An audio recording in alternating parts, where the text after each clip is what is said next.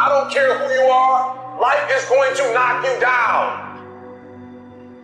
Listen to me, many of you right now, life's got you up against the rope, and you got to do me a favor. Like, you can't give up. You can't give in. Pain is temporary. Pain is your friend. Pain is going to take you to the next level. When you going through pain, I know what you feeling. I know exactly, because I've been there. I've done that. But you got to work through it. And the reason why most of you are not successful is because every single time stuff not going your way, you give up, you quit, you let go, and people feel weakness. They feel it. You can feel when somebody's not committed, when they're not all in, when they're not dedicated. And there's another level you get to when you go all in. Winners win and losers lose. There are going to be times that you're going to be wondering, why should I keep showing up and working my business? Why should I keep at it? Why should I keep showing up to the conventions? Why should I keep picking up the phones and making the phone calls? Why should I keep fighting for my goals and fighting for my dreams? And what I want to remind you is that you got to show up for your life regardless of the circumstances. You got to show up in spite of the naysayers. You got to show up in spite of the conversation going on in your mind. You got to show up for your life, because if you don't, nobody else will. If you want unreasonable results in your life, you've got to be willing to be unreasonable. Part of being unreasonable, you don't judge according to appearances. Part of being unreasonable, you can see it because you believe it. You must have the faith to call forth those things that be not as though they were. You've got to decide, I deserve this, and I'm going to have it. You've got to say yes to your life. You've got to say yes. Yes to my dreams. Yes to me. Yes, I can make it. Yes, I can. Doesn't matter how many failures I've made. Doesn't matter how many mistakes I've endured. Doesn't matter about my defeats. Doesn't matter about what I've done. Yes, yes. I don't care about the fact I'm in a hole now. Doesn't matter about where I am. The last chapter to my life has not been written yet. If you judge me now, you'll judge me prematurely. I'm still in the process of transforming my life. I'm still in the process of becoming. Yes. The brilliance of Thomas Edison was not in his mind. It was something much more ordinary and often much less respected. I've got no imagination, he once said. I never dream. I've created nothing. If you're someone who doesn't like Edison, you might think that this is Edison admitting to stealing his inventions from other, more brilliant inventors, like Nikola Tesla. Not quite, but he did readily concede that most of the credit belonged to something other than his brain. The genius hangs around his laboratory day and night, Edison said. If anything happens, he's there to catch it. If he wasn't, it might happen just the same. Only it would never be his. What he's talking about is showing up. The incredible, underrated power of clocking in every day, putting your ass in the seat, and the luck this seems to inevitably produce.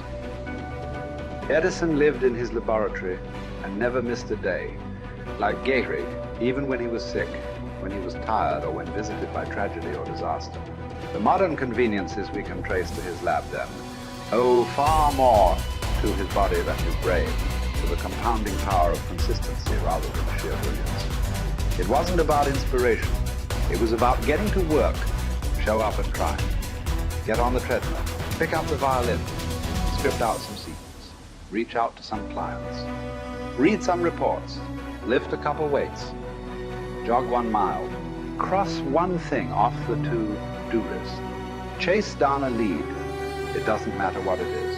All aspects of our life benefit from this circumscribed kind of discipline. Just as long as you do something every day, that is the important thing. Show up. When you're tired, when you don't have to, even if you have an excuse, even if you're busy, even if you won't get recognized for it, even if it's been kicking your ass lately, once something is done, you can build on it. Once you get started, momentum can grow. When you show up, you can get lucky. Is this still hard? Yes. But the good news is that because it's hard, most people don't do it. They don't show up. They can't even do one tiny thing a day. So yes, you're alone out there on the track in the rain. You're the only one responding on Christmas. But having the lead is, by definition, a little lonely. This is also why it's quiet in the morning. You have the opportunities all to yourself. Don't worry about setting any records. Just report for duty. No excuses. And here's the irony. This is also a way to break records. Consistency is a superpower. Day to day, willpower is incredibly rare.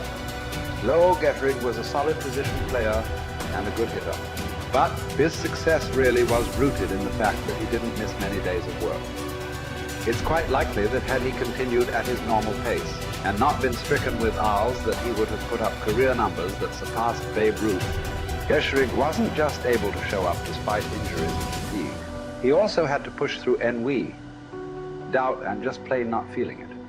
He had slumps like we all do, but he also understood what they meant. As a minor leaguer, he had struggled at the plate and thought about quitting. The Yankees' owner sent down a scout to walk Gehrig through the very basic math of a batting average. A good hitter hits 300, and hitting 350 is terrific. Hitting 400 is almost unheard of. What does that translate to? Missing on 6 tries out of 10. A hitter can also go days, weeks without touching the ball. That's what the scout told him.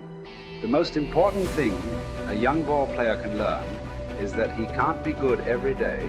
You don't have to always be amazing. You do always have to show up. What matters is sticking around for the next at-bat. The ability to do that, coupled with the ability to endure what John Steinbeck called dogly days while writing Easter Eve. Those days when everything seems out of whack, when you're just not feeling it, when the distractions won't stop, is the first step to greatness. Literally. You cannot be great without the self-discipline to do that. One thing a day adds up. Each day adds up.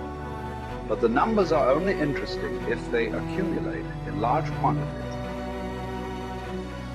You guys that are just getting started, you're not going to start right here. You're going to start down there, probably in another city, another town. I grew up in Lake Charles, Louisiana, no money, raised by a single mother. I was in debt at 25 years old. First thing that I had to do in my life was not learn a new skill. First thing I had to do to get my life moving in the right direction was self-development. It is vital. It was vital for me that I improved myself and I could start depending upon me. I had to show up every day with some rituals, some disciplines, and start getting myself to trust me, not trust others, but trust myself to do the right thing every day. One of the things that I started doing was beating the sun up every morning. I'm going to beat that sun up every morning so that I have the discipline and the control over my life. So I knew, hey, before that thing pops, I'm going to pop. I'm going to get out of bed, depend on myself, get up at the same time every day. And for me, that time, regardless of where I was beat that sun up. No matter where I am, I'm going to beat that thing up. So it gives me a sense of control over my own life. Second thing,